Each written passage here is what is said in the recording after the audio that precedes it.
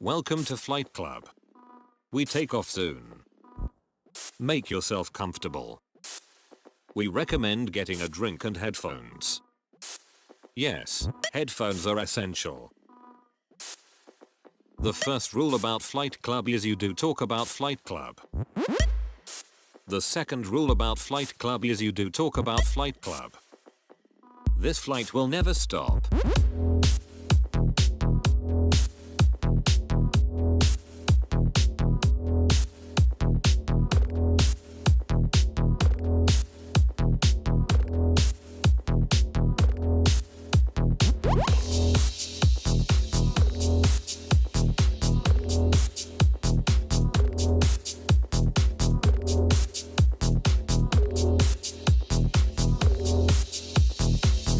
Welcome to Flight Club.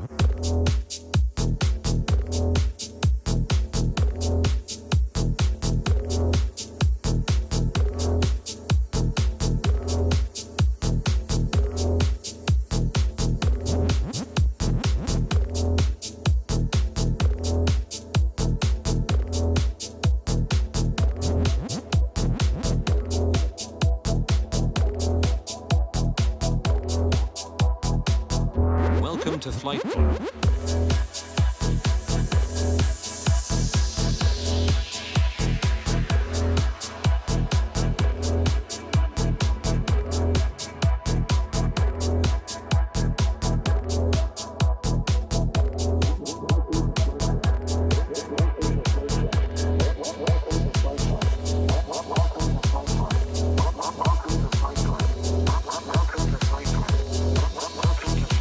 This flight will never stop.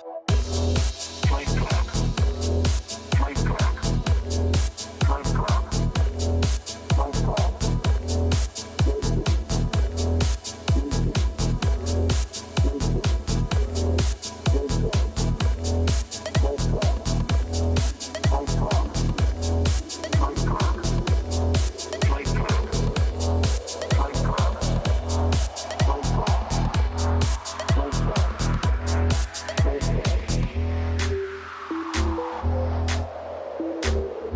Welcome to Flight Club. We take off soon. Make yourself comfortable. We recommend getting a drink and headphones. Yes, headphones are essential. The first rule about Flight Club is you do talk about Flight Club.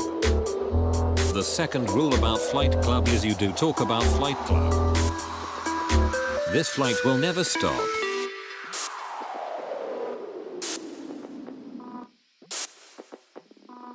This flight will never stop.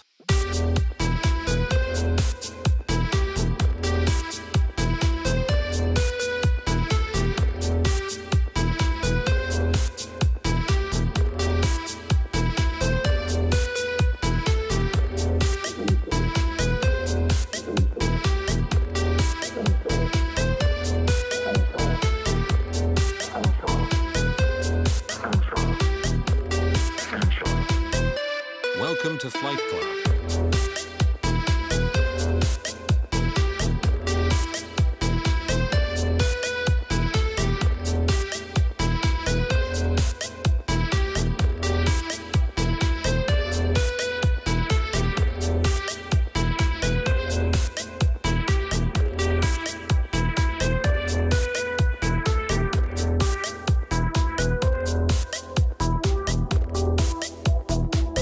We take off soon.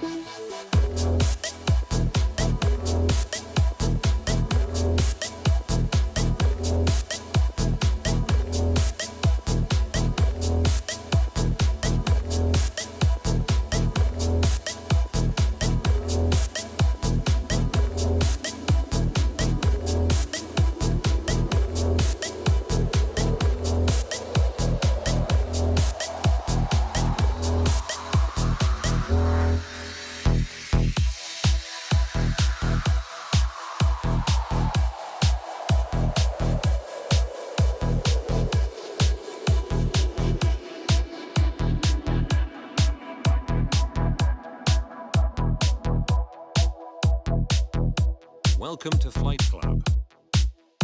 This flight will never stop.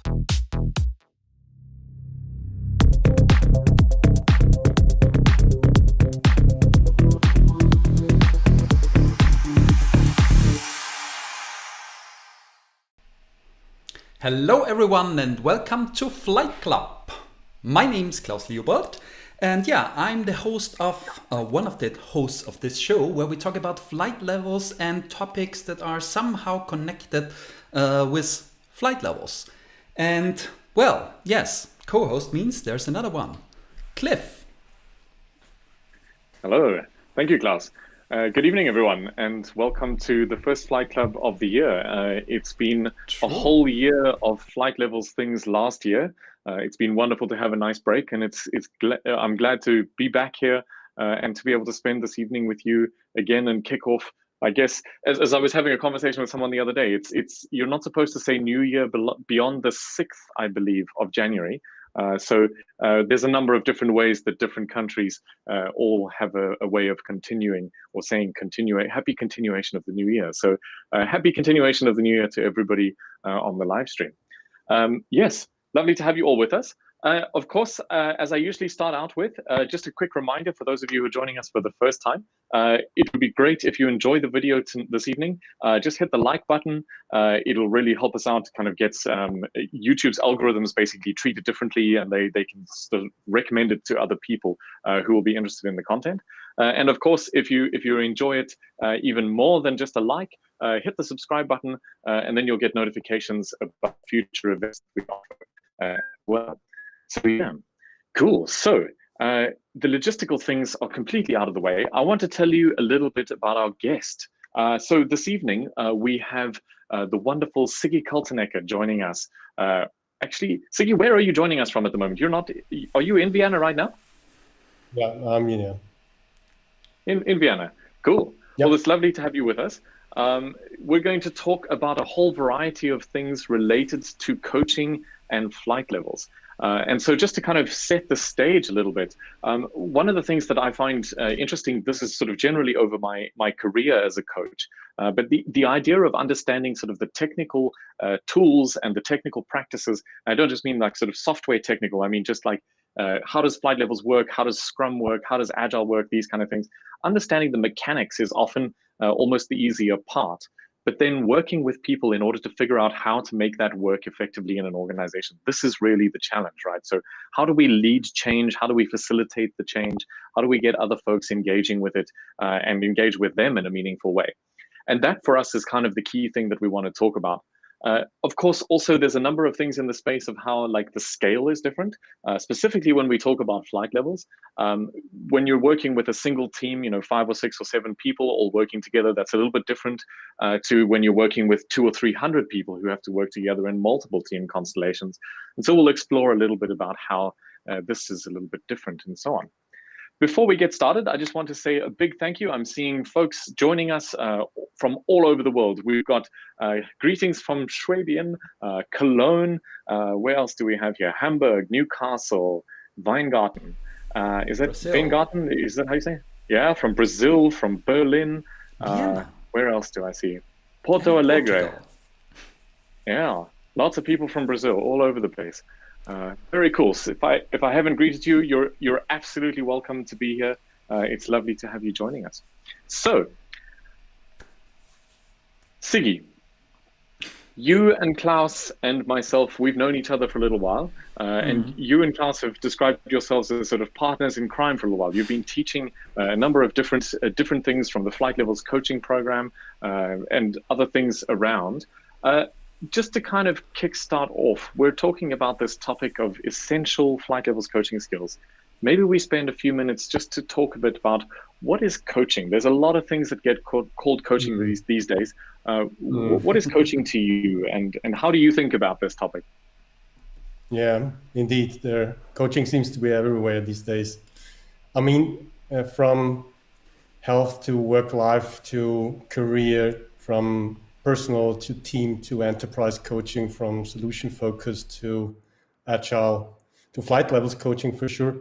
And in all this jungle of offerings to help you, my personal, so there's even, I forgot, there's even alcohol coaching in Vienna. or at least in Austria, that helps you to overcome your hangovers, which is quite spectacular. But within all this jungle of offerings, I think my personal definition is about professional help in a business context, which may sound very trivial, but it's easier said than done. However, yeah, that's how I define coaching in general. So a lot of the time when I work with an organization or if you see inside an organization, it's quite often that there is some role that is called coach. You might have an agile coach or a scrum coach or a Kanban coach or something like this, and various other types of coaches.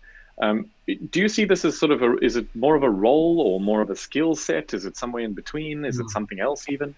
What are your thoughts? I think flight level coaching is, from my understanding, is a combination of different roles and also different skills. Because if you picture yourself being or serving as a coach to establish and co-create flight levels within any system, you need to act as a sparring partner for individuals, for instance, for managers to begin with. You have to facilitate smaller but also larger groups to introduce and prepare some material for people to understand what flight levels are about and to apply the thinking model.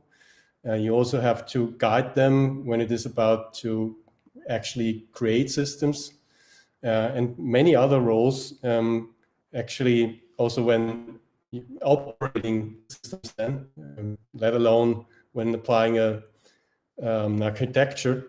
And all these roles actually boil down to two kind of skills in terms of there is one kind of headline for all those roles who work rather or provide expertise and work with knowledge. So you have to know a lot about mechanics, you have to know how systems work, you have to apply system thinking and so on. But there is also what I call the ignorant. That's the one who knows that he doesn't know, so a bit the Socratic principle, if you want, like that. And this is more the detective. And I think so in general, it's a two-headed animal. It always reminds me of Dr. Dolittle's push you, pull me. It's a nice animal, and you have to find the right balance, because for sure it is connected. You can't say, here I'm just the expert, and here I'm the one who doesn't know and has to ask questions. But it's around this balancing act and balancing a lot of different skills, I guess. Does that make sense to you? Yeah, I think so. I'm curious about this Dr. Dolittle concept. Maybe you could expand a little bit more on it. This push you, pull me, or push me, pull you. Yeah. I mean, it's a bit of play of words for sure, because it's just a nice metaphor and analogy. But actually, when applying coaching skills, when doing coaching in practice, it's really about finding kind of the sweet spot when to do more, more on the expert side or more on the kind of detective or ignorant side. And usually you start rather with the one who doesn't know that much, because when you start an engagement, then you actually have to explore the context and you have to meet people, you have to build trust and all the stuff. And that doesn't go well hand in hand with being the one who knows everything, or at least seems to know a lot. And this is what reminds me of this push me, pull you. And for sure, it's also kind of a nice mirroring of lean thinking principles in general. Yeah, I like that. So I'm curious, quite often, I said in the intro, this sort of thing of quite often in an organization, there could be sort of this, maybe a lack of skills or maybe a lack of experience with coaching in an organization. And I've seen a variety of different things from my own experience of things that an organization will struggle with if there's not enough people who are experienced in being able to step back into a coaching stance and take sort of more of a, not always facilitative role, because as you said, it's both facilitation, but you can also be the knowledge expert as well. But what is, from your experience, some of the things that you see, or how would you recognize if an organization is maybe missing the skill set, or maybe not missing the skill set, but people not often utilizing that skill set, as could be the case as well? Mm. Let me give you a concrete example from my experience. Last year, I've been involved with an agile program of an infrastructure company with a total of almost 30,000 people. The program itself consisted of around 100 people working in 14 product development teams, all using Scrum. There were some support teams, and there have been 5 Scrum Masters / Agile coaches. And those coaches, and that brings me back to your initial question of how do I recognize if there is a lack of skills? Those coaches were exclusively focusing on the teams they were responsible for. So each of them 2 or 3 teams. But what they missed out completely was what happened between those teams, because there were dependencies. They had some problems to be solved across different teams. For sure, they had to align in terms of whether or not they are actually contributing to the strategy. And they also missed out not just to monitor what is going on a daily basis, but also how that sticks to what the program managers are actually doing. There were a trinity of system architect, so-called delivery manager, and the product manager. And these 3 people were kind of disconnected, and the agile coaches didn't actually help them to connect better, or the other way around, that the teams are more in line with them. Mm-hmm. That really caused a lot of turmoil and also frustration on both sides. I think that's really interesting. I just want to remind everybody on the stream, if you'd like to ask questions, just fire them off in the chat. We'll weave them into the conversation as we go. It makes the conversation hopefully more interesting and more relevant to everybody on the live stream. So if you have any questions, don't feel you have to wait for something. Just fire it off in the chat at any point, and we will pull it in as soon as we find a slot. Cool. So I want to continue on this line of thinking. And one of the things that I find interesting in this space is that very often we see sort of, like you said, this idea of sort of focusing on a single team and making sure that team, usually for me, that sort of takes the form of, we want this team to be fast, or we want them to be able to deliver stuff, as if simply delivering things is the goal. And often what I found happen is as you start to focus a little bit more on the organizational level coaching, is you start to focus a little bit more on 2 key different things, which is the outcomes and specifically the sustainability of those outcomes. So what I mean by that is that it doesn't help to ship something, but it doesn't actually achieve any sort of meaningful impact, or maybe only achieves a very small portion of the impact. And also the other version of that is that it doesn't help to sort of drag something kicking and screaming across the finish line, but then not be able to do it again because everybody is just so completely exhausted and burnt out. For me, this is a little bit of what the difference between sort of normal coaching is and what we think about when we talk about flight levels coaching. What else would you add in there? What sort of color would you flesh out in that space? You mean what's typical of flight levels coaching, as I understand it? Mm-hmm. Sure. I feel tempted to hand over the question to Klaus. No, but let me give you a bit of a kickstart. I think the specialty, or the first specialty that comes into my mind, I already outlined a bit this kind of tension or the balance that is needed between kind of the expert or consultant role and the role that is more devoted to work with people to establish trustful relationships, and that goes via respecting what is and clarifying where to start from. And also mindfully exploring together with your potential or actual coachee what the focus on improvement is actually about and how to achieve that. So clarifying the what, the why, but also the who and how of the change that is perhaps about to happen. Does that resonate with you, Klaus? Yeah, I would definitely. I would definitely think so. I mean, of course, we can always add more stuff to this. I think one thing is you just touched on it. I think what's somehow maybe not special, but it's a little bit special in flight levels, I guess. It's not so much about the method. So usually with flight levels, you don't start with like, okay, we have a grand plan. You only have to change everything what you do now, and then everything will be fine. Flight levels is more than like, what's actually the problem we're trying to solve. So you really have to have these skills like figuring out what is the problem we're trying to solve, and it's not about like applying predefined solutions. And I think this is a little bit tricky because there is the famous "it depends," which comes into play from time to time. But whenever you say "it depends," you also have to say, okay, what does it depend on? But I think this is a kind of skill which is definitely needed when you are coaching with flight levels. And the other thing, I mean, we also already touched it, is large groups. So. When we're talking about flight level 2, we're talking about 200 people, 300 people or something like this. And of course, you're not coaching 200 people at the same time. But still, when it's just like, I don't know, facilitating like retrospectives or stand-up meetings or something like this. And if you work with delegates, with representatives, you still run into large groups, like 20 people, 30 people, 40 people. I mean, Siggi, if you remember in Munich, we had a company where we were doing retrospectives with, I don't know, 40, 50 people or something like this. So it's a different dynamic, right? Yeah, absolutely.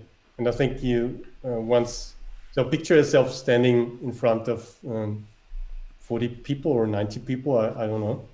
And once you do that, stand in front of this crowd, you already notice that it's not possible to coach or lead as you're used to when working with teams.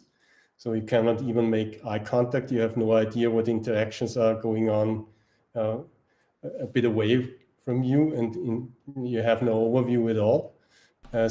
What is needed when working with large groups is really applying structures that help people to interact rather than you interacting directly with people, if that makes any sense. And that makes a lot of difference because it means you have to be clear about your boundaries, I mean time-wise, but also space-wise, and establish a certain flow of things.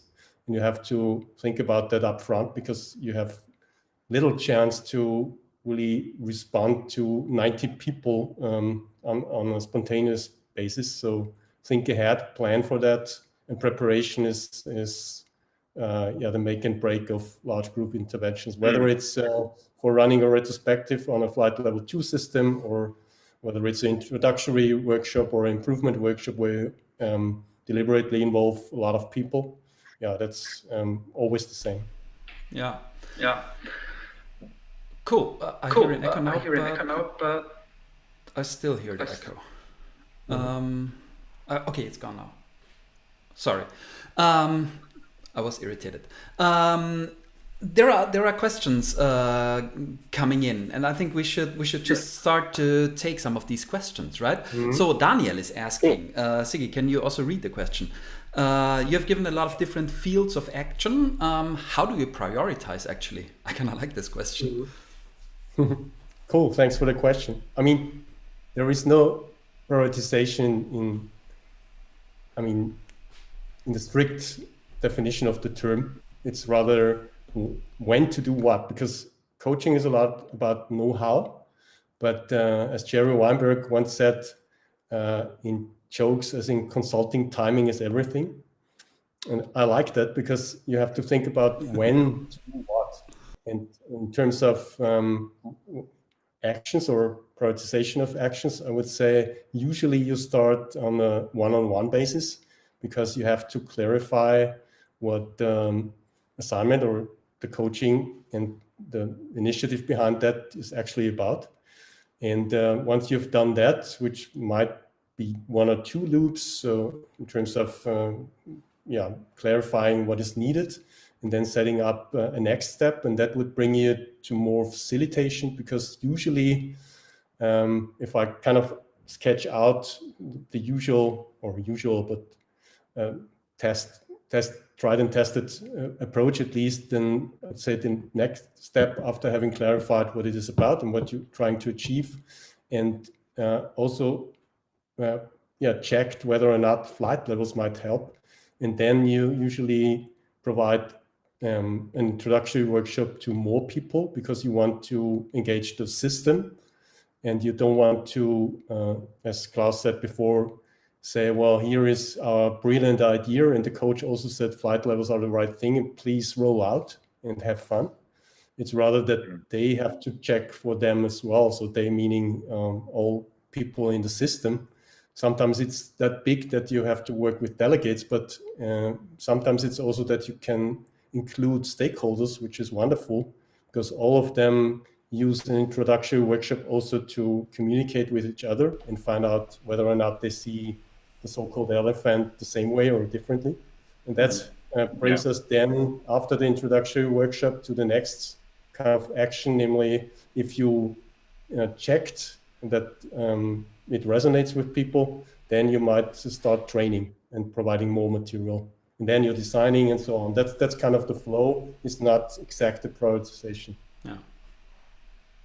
I think for me, that resonates with what I've experienced, which is that quite often when you start working with a new group of folks, it can be tempting, especially as a new coach coming into an organization, for example, to try to jump on something that is like a big, shiny problem.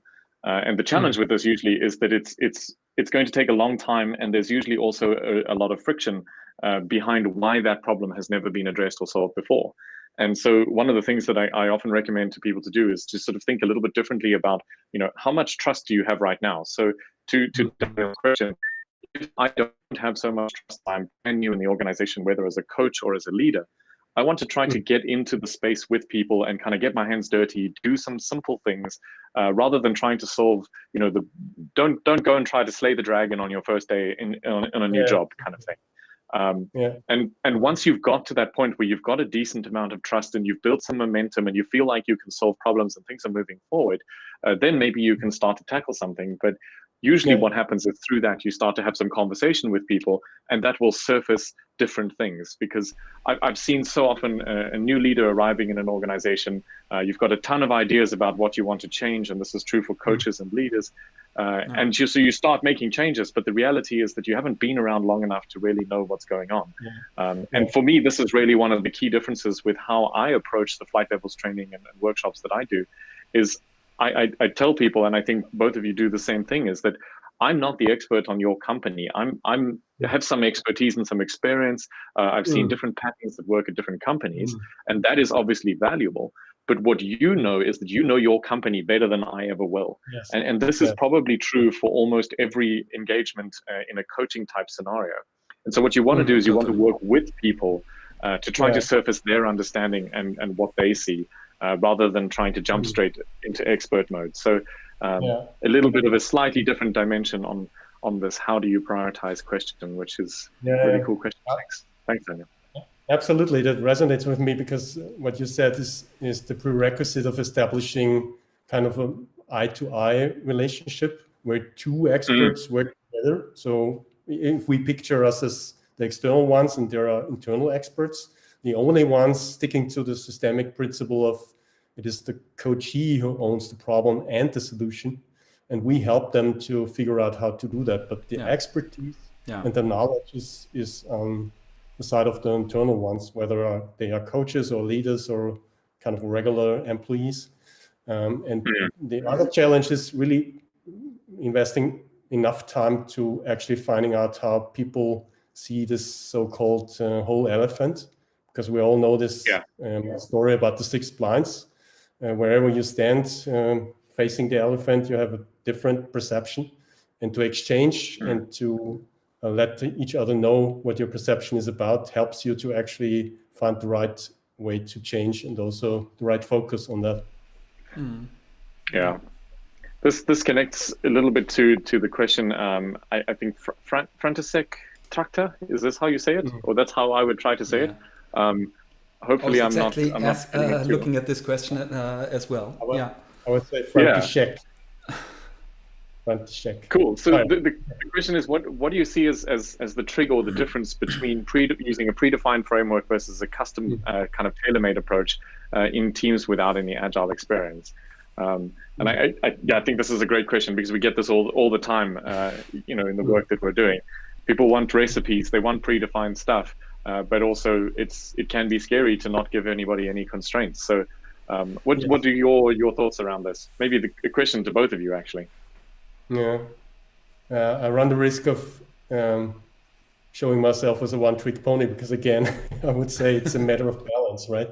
Because for sure, we at least the three of us, but I think many others who work with flight levels are not the ones saying, okay, this is similar to, say, SAFe or LAS. There is a pre-described framework, and you just have to roll it out, do it correctly, and then it works.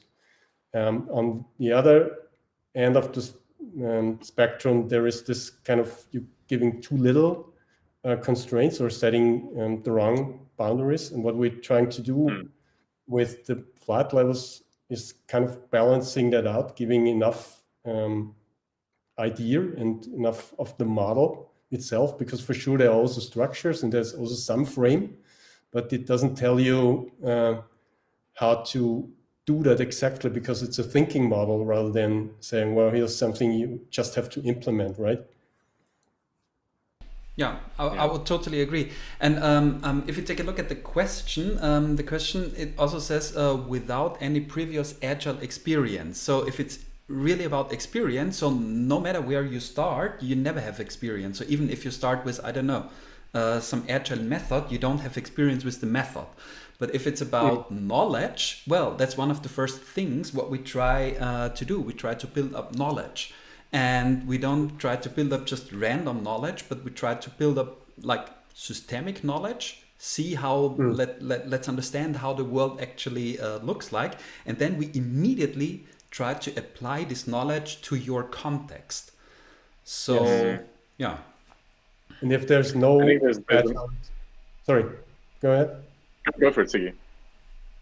No, I was just resonating with Klaus, because if there is no agile experience at all, I would say the wonderful thing of the flight levels is that it's agnostic, and it's kind of a thinking model that helps you to combine different things, and that doesn't necessarily mean you have to bring in some agile knowledge to begin with, as Klaus said, but it also means that you could run some experiments, so minimal viable changes first, also on team level, if that helps you to better understand how then to apply a flight level 2 system or even a flight level 3. And this is this kind of flexibility or agility, if you want that, to call it like that, is a wonderful thing when it comes to define your change approach. Yeah. I think maybe we just echo what Justina wrote in the chat. It's like, okay, for me, so for her, it's the ability to think. So it's really a thinking model. I'm curious. Yeah, a thinking model. It's not a copy paste kind of thing. Yeah, I think this is exactly how the three of us also think about it, I think. I should have read that before, so then I wouldn't have too hard. Yeah, Justina is smart. That's what you were about to say.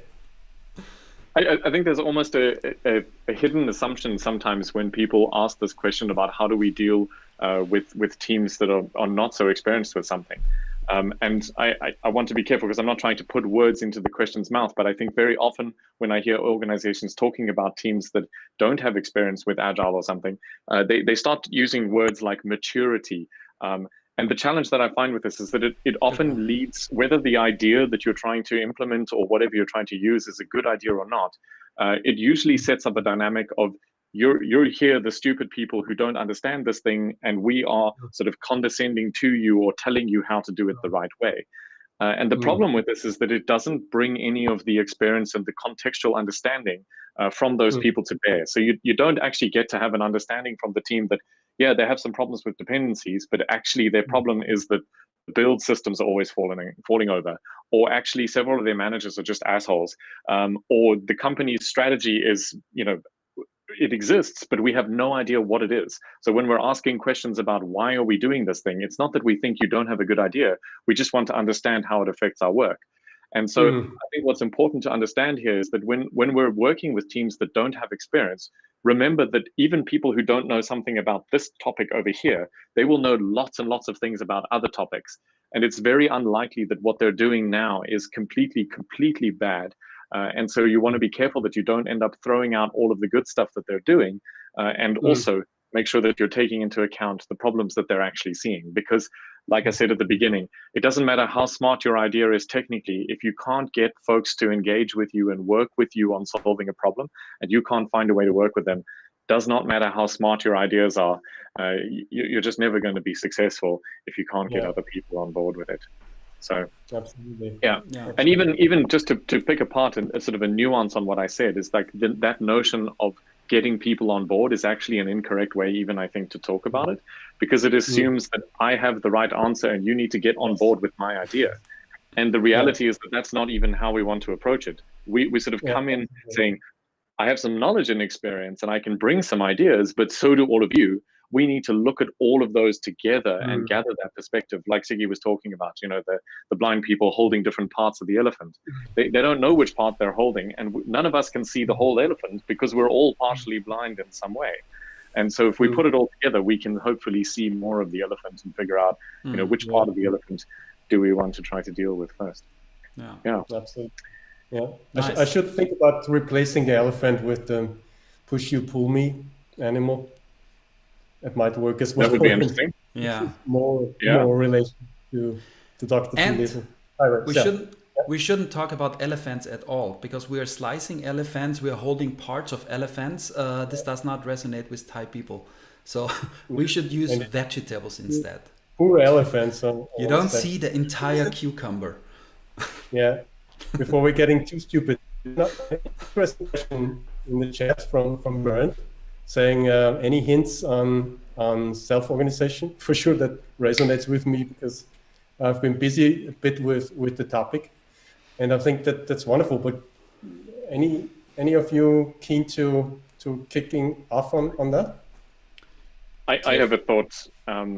So I think for me, one of the most important things that gets overlooked here is that it's very, very hard to self-organize a team towards a direction when the direction is unclear. And I think the most common failing that I see is that you've got a bunch of people who are, I mean, not to go on too much of a rant about it, but we're given individual projects, individual goals, individual performance appraisals, and then told to work as a team. And that compounds as you go up. You know, each department has its different goals, and then we're asking people to self-organize, but we haven't given them anything in common or any reason to collaborate. And so I think the most important thing, which is, it doesn't really help to answer that question because you're talking sort of more practically about the self-organization. But as a coach who's looking at the broader system, trying to make sure that the purpose of a team, a department, a project, an initiative, whatever it is, trying to make sure that that purpose is actually understood by people. There will always be some variation between what different people understand, but the bigger that difference, the more likely you're going to have challenges getting people to organize in a common direction. My general experience has been that if you give people a good job to do and you give them a clear direction, and that doesn't mean that I assign it to you, but you know it is clear to everybody involved that we are all playing football and the goal is to get the ball in the back of the net. Somehow we figure out how to collaborate towards that goal. Whereas half of us, if half of us are playing football, the other half are playing tennis, and some part are playing cricket, it's going to be a very weird and confusing game, and doesn't matter how good you are at self-organization, people just don't understand the goal that you're trying to achieve. So I would look first at this piece, but of course there are other things. So maybe Siggy, you want to add something? No, it resonates with me. I mean, apart from focus, or perhaps focus is part of the boundaries you have to set for self-organization, because I mean, you don't have to be a systemic thinking word champion to see that self-organization is always, so self-organizing is a key principle of any organization. The key question is whether or not the boundaries allow for more self-organization or for less. And that starts and brings us inevitably to the part of management coaching, because when it is about to set out the right frame for self-organization with flight levels, I think we have to have a common understanding, and especially with managers, what it actually means when we say the experts working in the systems are the right ones to create the systems. And this is, a trivial thought maybe, but for some, in consequence, it is hard to deal with. At least often I see that it's not clear whether or not people are actually, even if they have a common focus, but are they actually allowed to make their own decisions? Are they free to experiment and see what comes out? Are they respected by managers to say, well, you do the best you can and then you start improving on an incremental basis? Yeah, that's the way I see it, and that's also a tricky part when it comes, as I said before, that we start with managers. We should be quite open about this aspect, at least from my understanding, that it is not about change as driven from the top. It's also not from the bottom in terms of a grassroots movement. It's kind of everywhere. So Klaus uses to say it's not team sport, but at least the idea is that we kind of setting up interactions that help us to finding the right ways. And we means everybody involved within the system, right? Yeah.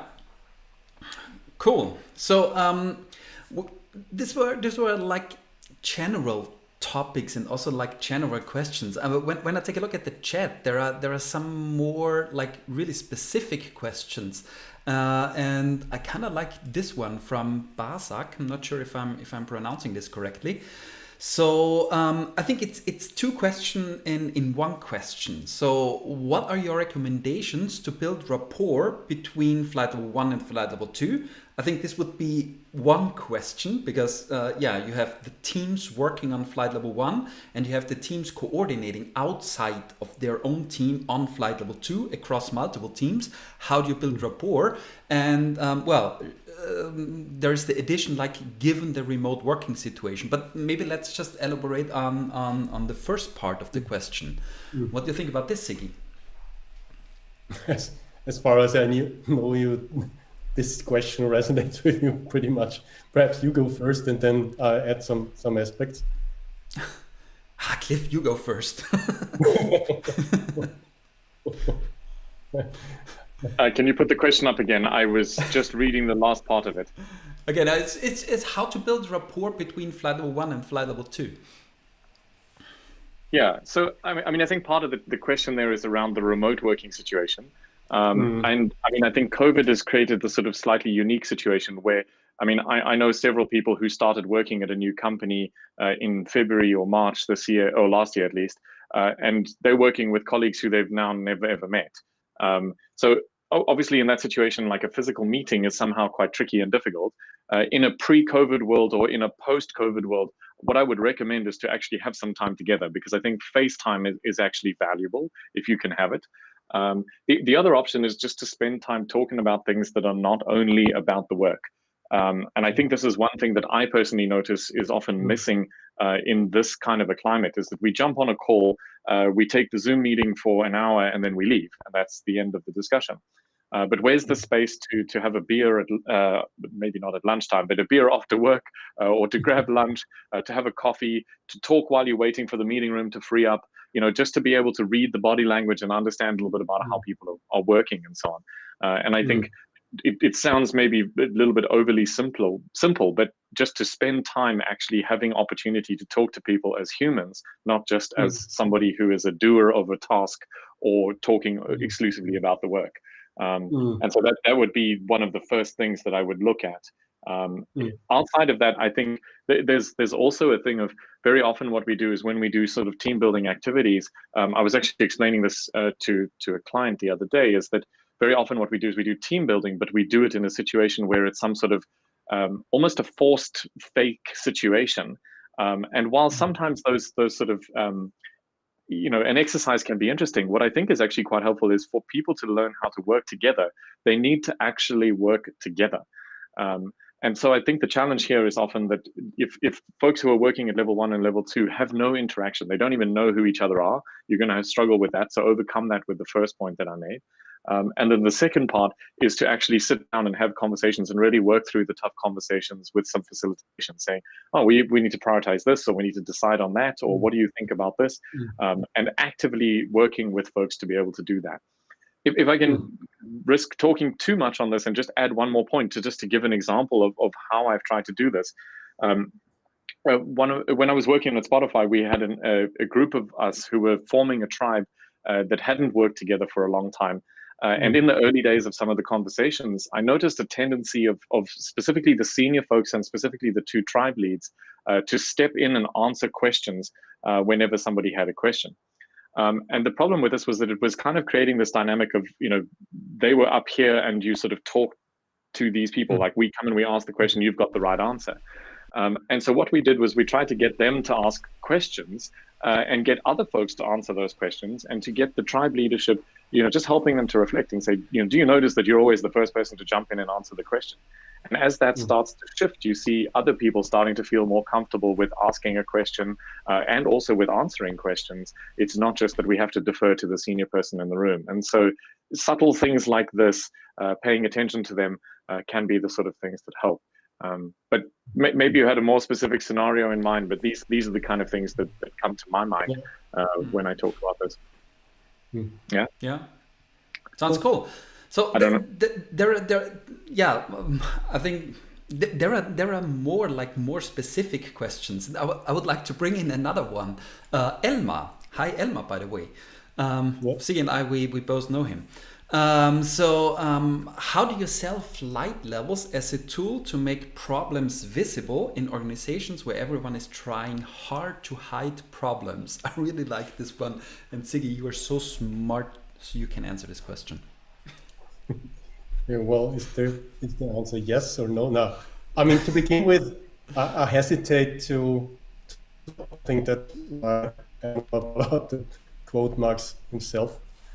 Because at the beginning of my career, whenever I met a manager, I was keen to evangelize and sell and have the right pitch in hand, whether it was about the systemic approach or change in general or agility. But I learned it the hard way that it's better to not trying to convince people, or as Cliff said before, to win them over and saying, well, please, we know the right answer. We just have to convince you, and then you're doing the right stuff. We already know. And if people try to hide problems, the only way you can help them is to establish enough trust. Although that's easier said than done, I know, but trust building is the only way that people start to open up and tell their truth, so to speak. And I cannot think of just the tools of conversation and asking them and see how we can help to, also creating the right boundaries for such a conversation. But if it's kind of part of the culture that nobody opens up, you really have a hard time to find out how to actually apply flight levels, because if nobody speaks about problems, why do we need any or thinking model about it? Yeah, I think this for me is a big part of why I usually try to start with working with the leadership team around an environment. It's quite common that you hear, oh, we need help with that team or with that department over there. There's some kind of a problem. And in my experience, almost always is that being somehow reinforced or kept being the pattern of behavior by something that is being sort of confirmed or perpetuated by the leadership team. And so what I think is helpful to do is that if people are hiding stuff, there's probably a reason. They've either been taught to do that, or they've been punished for not, for showing certain things. And so if you can figure out a little bit of what's causing that and what's keeping that behavioral pattern in play, often if you start to shift that, that can help, because otherwise all you're doing is you're basically asking people to kind of pour salt on a wound. And it can be quite painful to say, well, now we're showing everybody everything that is painful. Let's rather understand a little bit about what's happening. And the good thing about working with the leadership is that usually it's a smaller team. So you only have to build trust with a few folks, and you're working in a much more targeted manner. If you can get the VP or director of a company to be able to shift something, that starts to affect everybody else in the organization in subtle ways, rather than trying to change each person.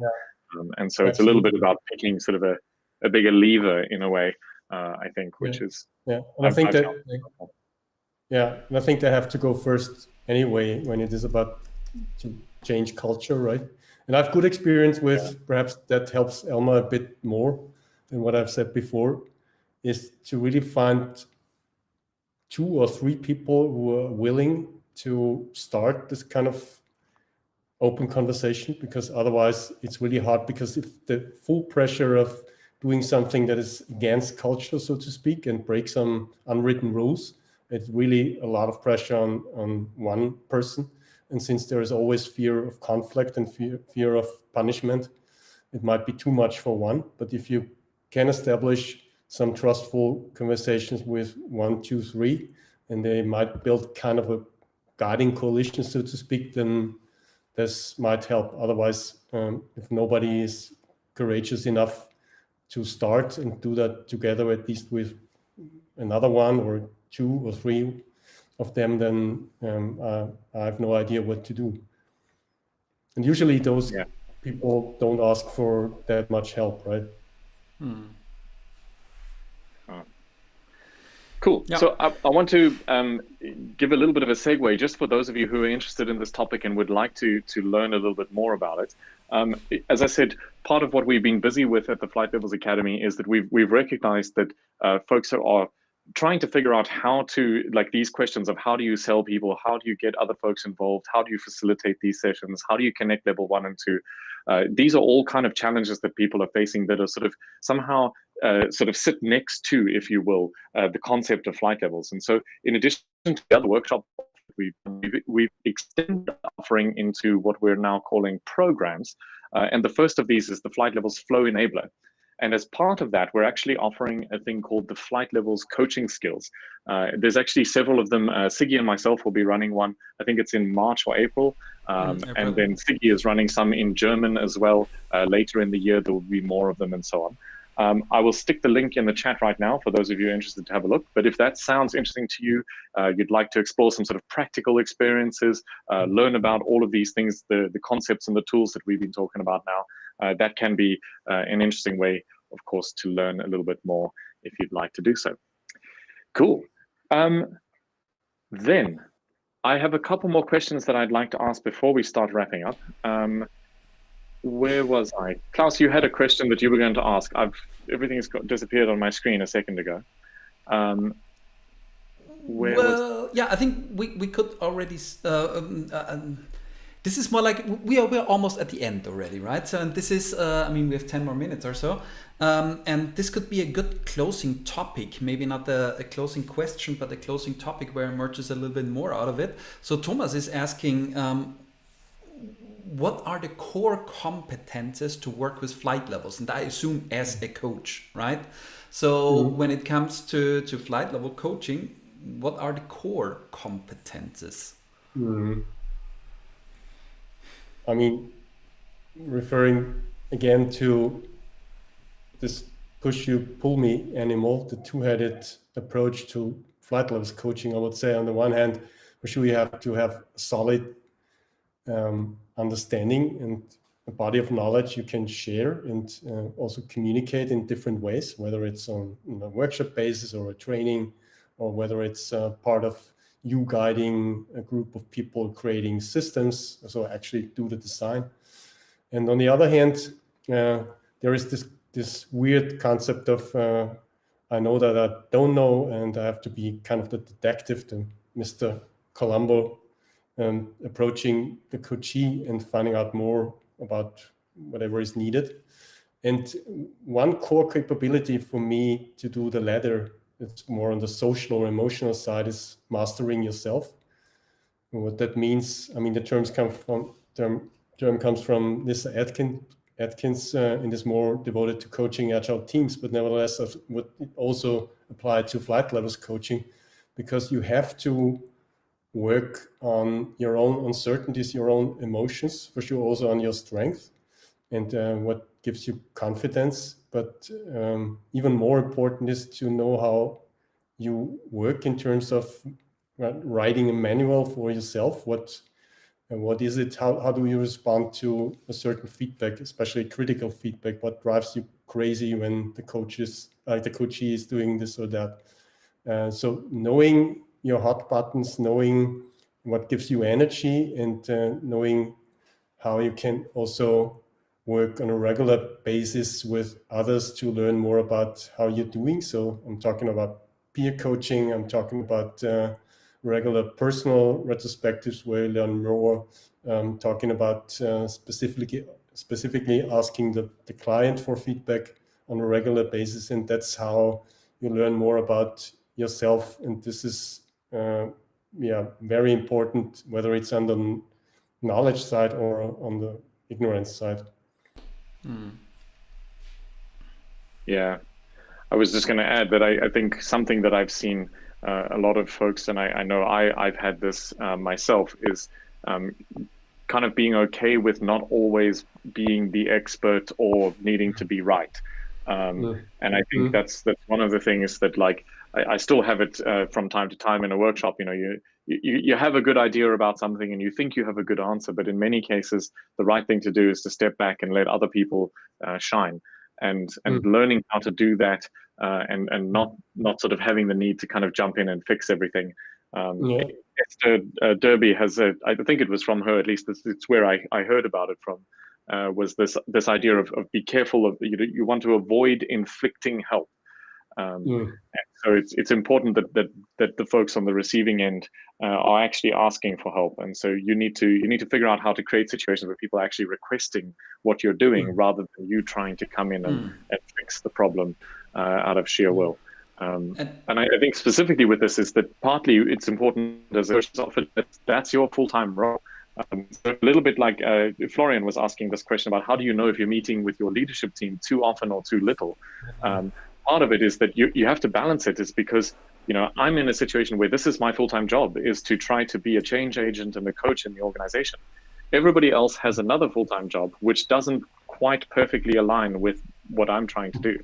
And so finding a good way to not try to be like the sort of super intense person, let's change all the things, and everybody else is like, I just need to get some stuff done.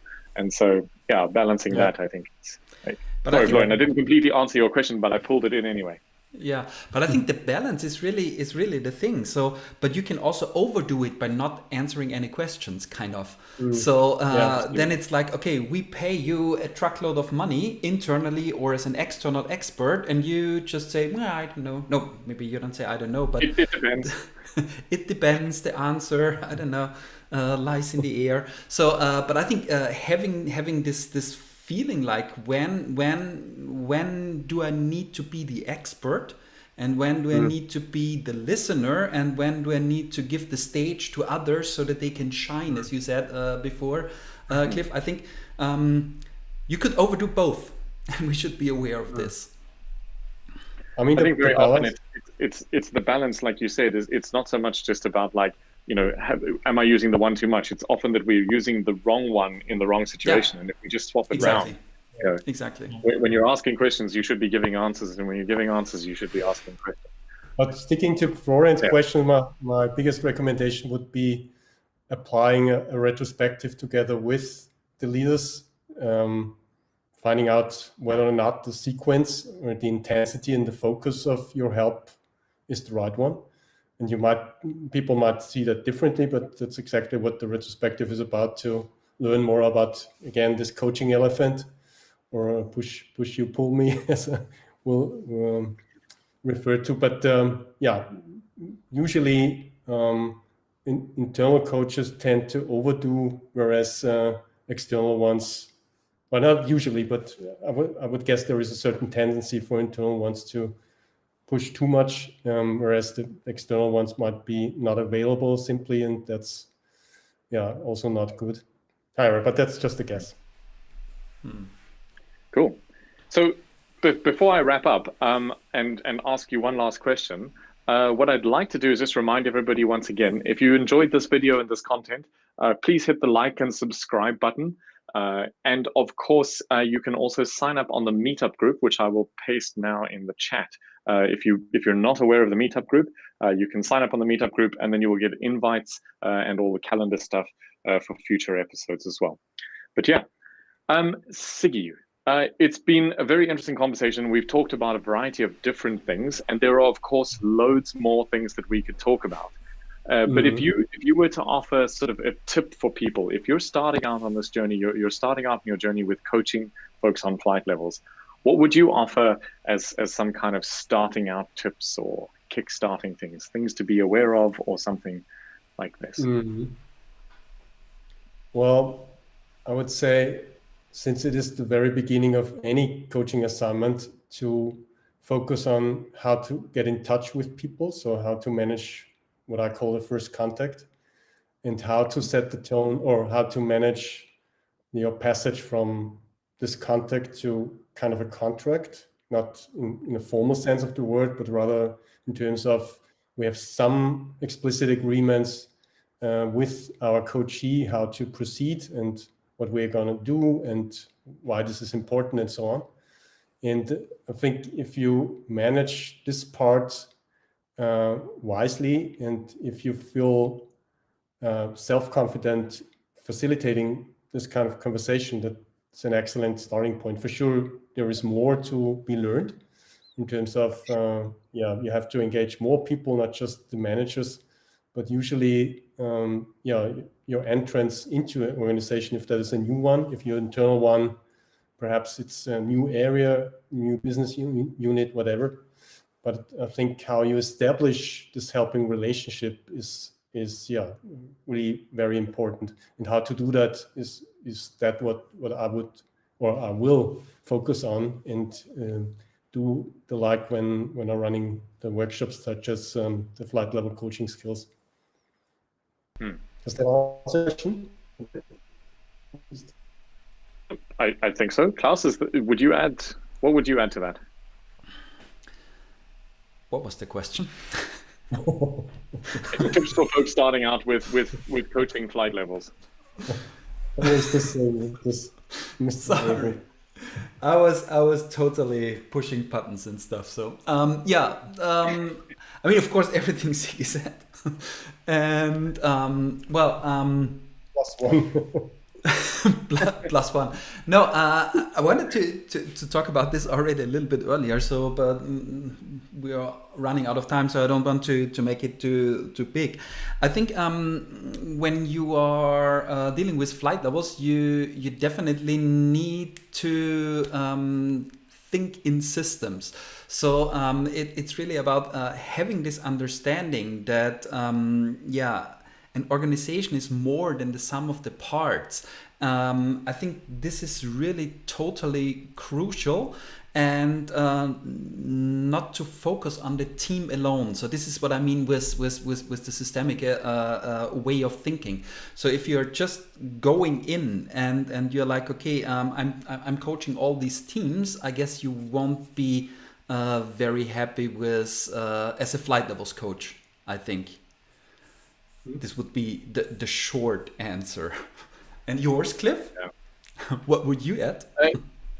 I think the only thing that I would add is that I found huge amount of value in having a coach as well.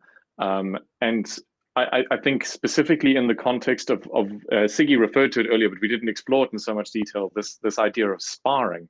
So having somebody else who you can kind of test out your ideas on, explain your circumstances, talk about different things with them, and they can kind of poke not only holes in your ideas, but also show you which parts they think are really resonating and working, which things you're able to do quite well, and kind of just practice and warm up a little bit, with somebody sort of in a safe context, if that makes sense. Because I think very often if you're diving into something that you feel is maybe a little bit risky or a little bit scary, being able to give it a dry run with somebody else who understands the techniques and can give you some pointers along the way, this is definitely helpful. So, but yeah. A safe context is less good. You know what I mean. It's all lowercase in this case. Cool. So we are almost at time. So I would like to thank everyone for joining us today. It's been lovely to have you, Siggy. Thank you for joining us. I think it's been a great conversation. It's been nice to hang out Pleasure. again. So thank you very much for joining us. Cool. And to everybody on the live stream, thanks for tuning in. And we look forward to seeing you again next week, or next time, not next week. We will see you again very soon in the future. In the meantime, good luck and have a lot of fun. Cheers from me, everyone. Thanks a lot, guys. Thank you. Goodbye. Cheers. Ciao. Bye.